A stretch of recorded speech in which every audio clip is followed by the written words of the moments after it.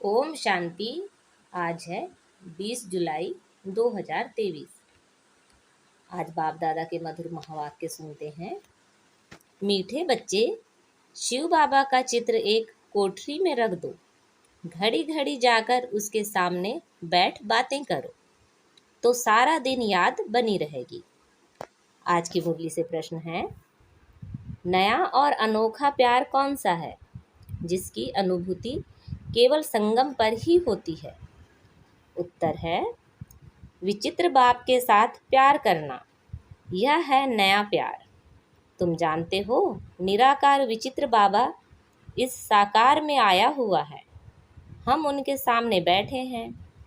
हमें संगम पर डायरेक्ट ईश्वर का प्यार मिलता है। यह है नया और अनोखा प्यार। सारा कल्प देहधारियों से प्यार किया, अब विदेही बाप से प्यार करना है। ऐसा प्यार संगम पर ही होता है। आज मुरली में गीत बजा है, कौन आया मेरे मन के द्वारे। ओम शांति। बच्चे जानते हैं कि बेहद का बाप विचित्र है और अभी एक नया प्यार लेकर के हम बाबा के पास बैठे हैं, वह आए हैं। इसको नया प्यार कहते हैं। ईश्वर का प्यार सिर्फ एक बार बच्चों को मिलता है।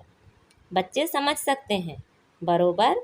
परम पिता परमात्मा को हम सब याद करते हैं। वह बैठ बच्चों को पढ़ाते हैं।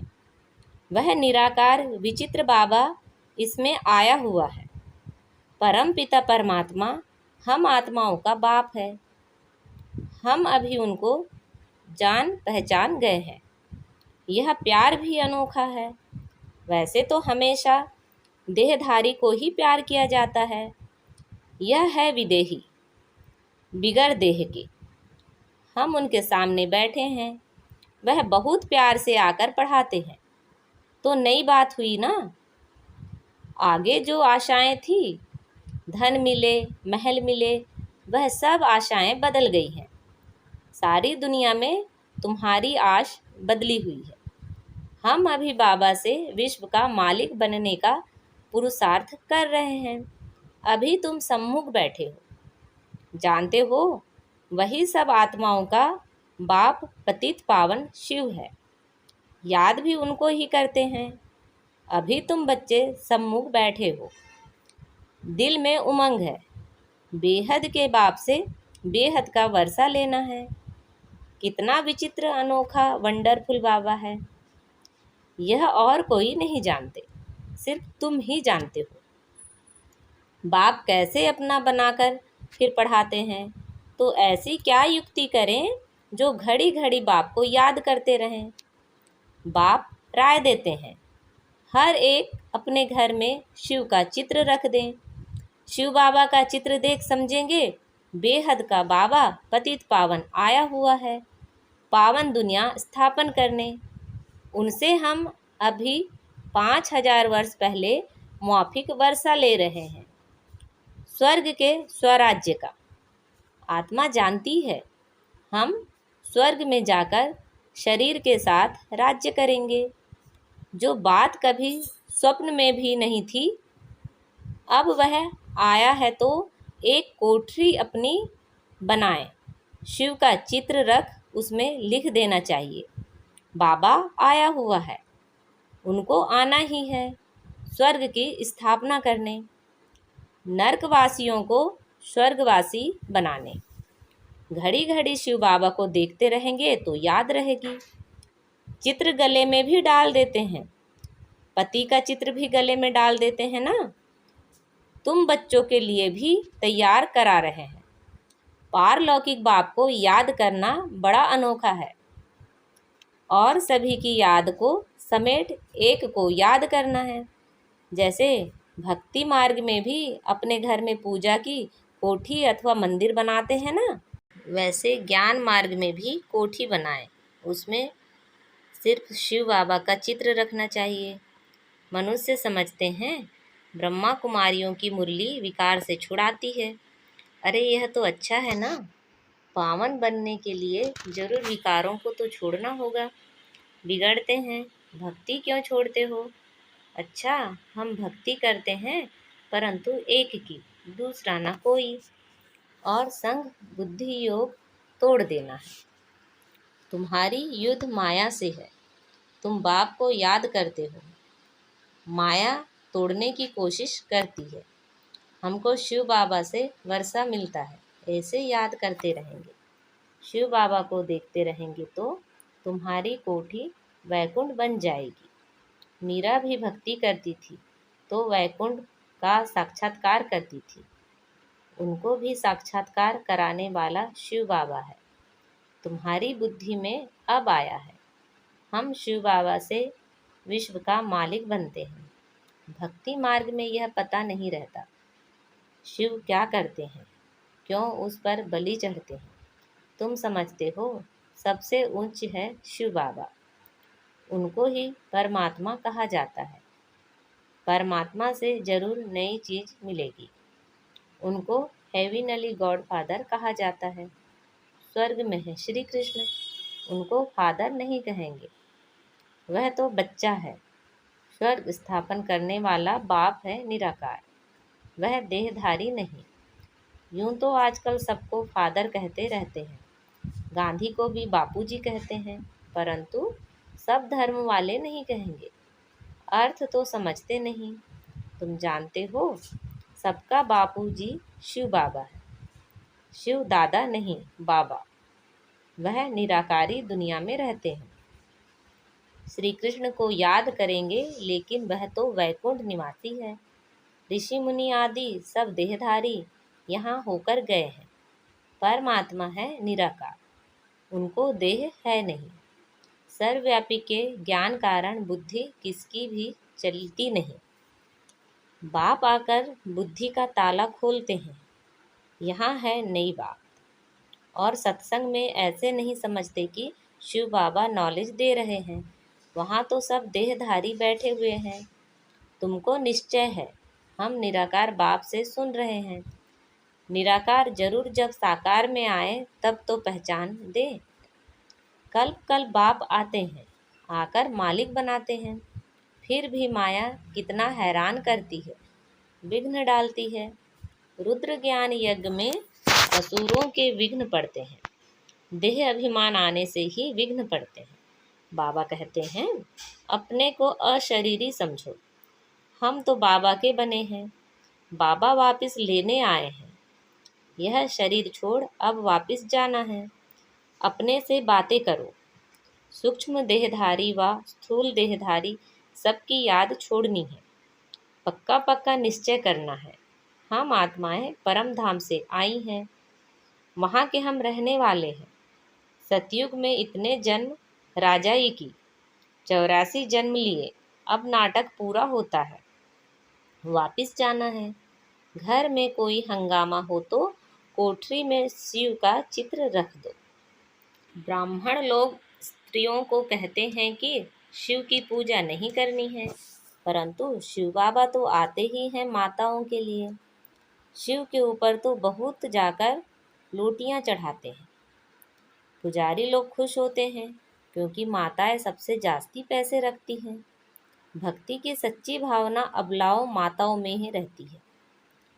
रूसों में तो जैसे खग्गे हैं, घड़ी घड़ी बाहर निकल जाते हैं। बुद्धि योग बहुत भटकाता है। पत्नी का पति तरफ बहुत मोह जाता है। तुम बच्चे जानते हो यह दुखधाम है। अब शुभधाम स्थापन करने वाला बाबा आया हुआ है। युक्तियाँ रचनी है। हम बाप को कैसे याद करें, उनको इन आँखों से नहीं देखा जाता। यह आत्मा कहती है हमारा शिव बाबा बाप है। शिव का चित्र देखने से बड़ी खुशी होगी। तुम बच्चों का योग भी अव्यभिचारी चाहिए। शिव का चित्र रख घड़ी घड़ी याद करते रहो। बाबा ने अपना मिसाल बताया था। लक्ष्मी नारायण के चित्र से हमारा कितना प्यार था। फिर एक दिन ख्याल आया लक्ष्मी दासी बन पाँव दबा रही है, तो ऐसे तो ठीक नहीं है। तो आर्टिस्ट को कहा इससे लक्ष्मी को तो मुक्त कर दो। बाकी नारायण का चित्र पॉकेट में पड़ा रहता है, एक पॉकेट में एक मुरादी के बॉक्स में। घड़ी घड़ी चित्र देखता रहता है, जैसे मस्त, परंतु गुप्त करता था। कोई देखे नहीं, नहीं तो कहेंगे यह क्या करता है। पहले श्री कृष्ण से प्यार था, फिर उनको छोड़ विष्णु से हो गया। जैसे भक्ति नवधा होती है, वैसे यह याद भी नवधा होनी चाहिए।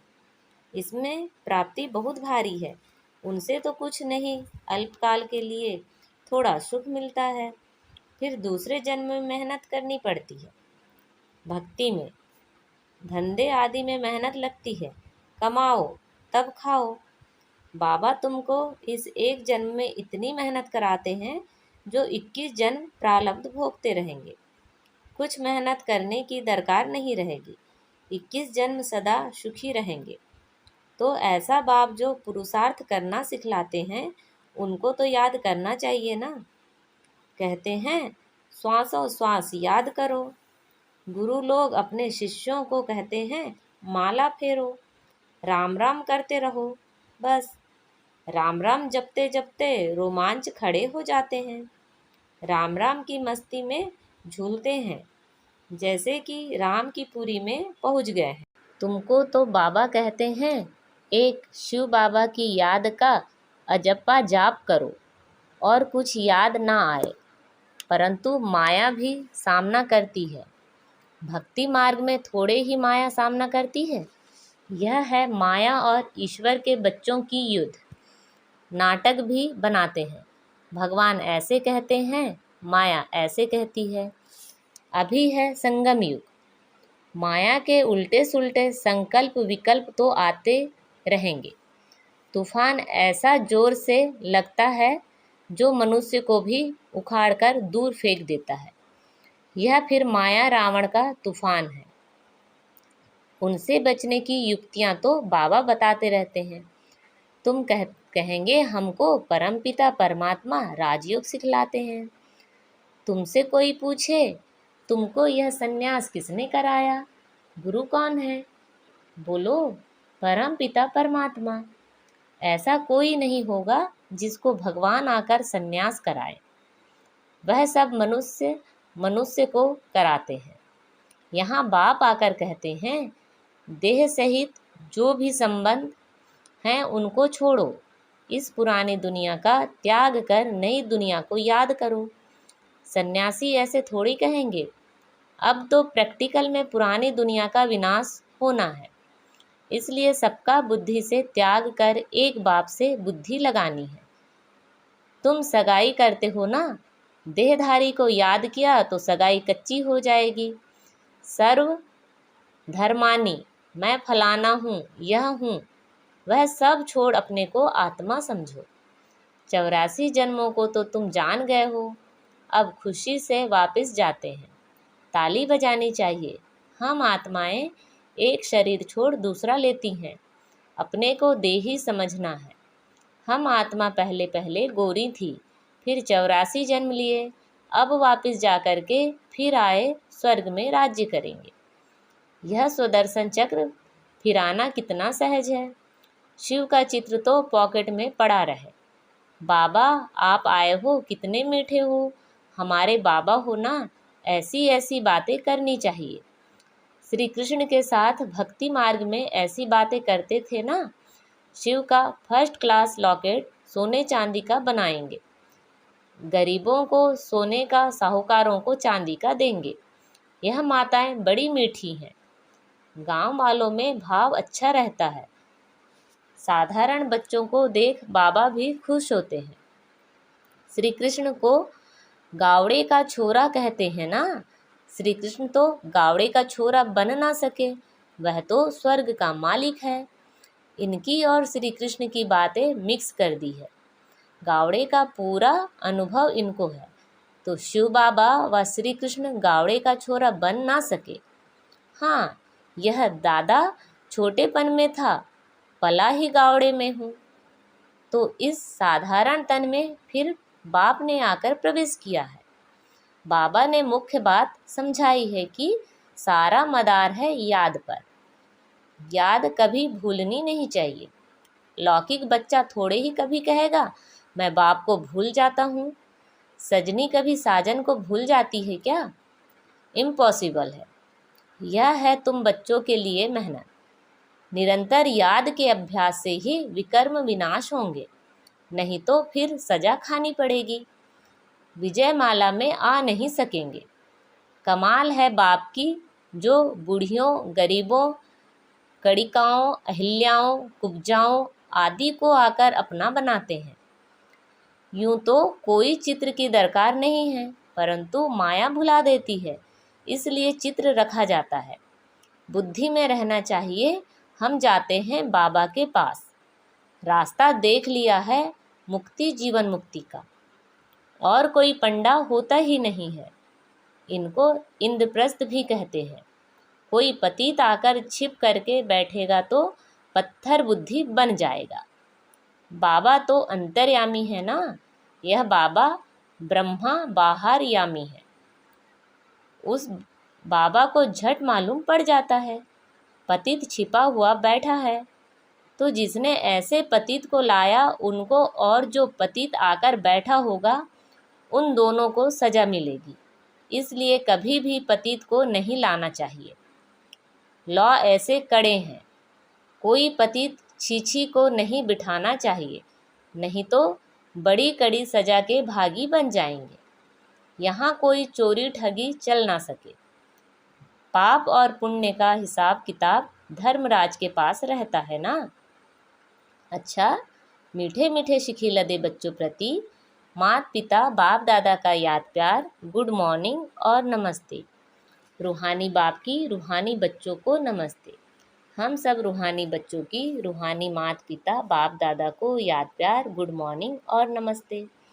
आज की मुरली से धारणा के लिए मुख्य सार हैं। सभी की याद को समेट, बुद्धि योग सभी से तोड़, एक बाप की याद में रहना है। शिव बाबा की कोठी बनाएं, उनकी अव्यभिचारी याद में बैठना है। अपने आप से मीठी मीठी बातें करनी है। हम पहले कितने सुंदर गोरे थे, फिर 84 जन्म लिए, अब खुशी से वापस जाते हैं। ऐसे अपने साथ बातें कर स्वदर्शन चक्र फिराना है। आज बाबा ने वरदान दिया है, स्वचिंतन और स्वदर्शन द्वारा हीरे समान अमूल्य जीवन का अनुभव करने वाले बेदाग भव। हीरे समान अमूल्य जीवन का अनुभव करने के लिए सदा स्वचिंतन करो और स्वदर्शन चक्रधारी बनो, क्योंकि हीरे को दागी बनाने वाली केवल 2 बातें हैं, एक परदर्शन, दूसरा परचिंतन। यही 2 बातें संग के रंग में स्वच्छ हीरे को दागी बना देती हैं। इसलिए इस मूल बीज को समाप्त कर स्वचिंतन करो और स्वदर्शन चक्र फिराओ, तो धूल और दाग लग नहीं सकता। सदा बेदाग सच्चा हीरा चमकता हुआ अमूल्य हीरा बन जाएंगे। आज का स्लोगन है, विचित्र बाप के चित्र और चरित्र को याद करने वाले ही चरित्रवान हैं। विचित्र बाप के चित्र और चरित्र को याद करने वाले ही चरित्रवान हैं। अच्छा, ओम शांति।